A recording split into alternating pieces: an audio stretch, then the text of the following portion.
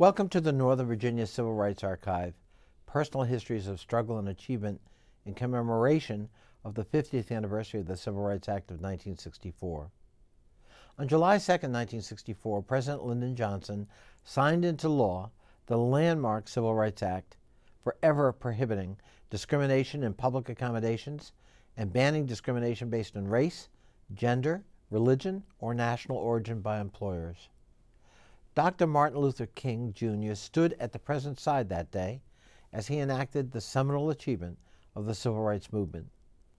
That law was a victory for the movement, but it came only after decades-long struggle, full of pain, upheaval, conflict, and very courageous protests. The Civil Rights Movement affected everyone in one way or another. It was a formative period in my own life. It came at a time when I was becoming politically aware and civically engaged, and its legacy has certainly shaped my value system ever since. It was a movement that touched every corner of our nation, from Selma, Alabama, to Boston, Massachusetts, to here in Northern Virginia. I recently had the opportunity to share a moment with a local hero who brought the movement and its sweeping change for the better to Northern Virginia. Fannie Fitzgerald was one of the 4 teachers who helped integrate Prince William County schools back in 1964, a decade after the Supreme Court had handed down its monumental decision in Brown v. Board of Education. Although Ms. Fitzgerald's remarkable achievements are well documented, many of the stories of her contemporaries are not, and sadly, we're losing their personal histories to time. That's why I'd like to partner with the residents of Northern Virginia to embark on a year-long project to collect and record your testimonials about the Civil Rights era and its legacy in our daily lives.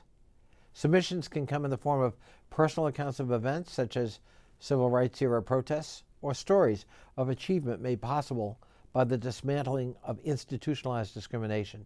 Together, we will create an archive of these stories in commemoration of the 50th anniversary. The archive will be presented to the Library of Congress and the public library systems in Fairfax and Prince William counties and shared around the country.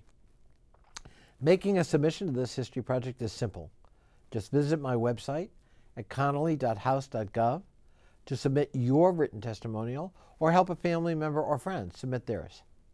Please don't hesitate to contact my office with questions about submissions at 703-670-4989.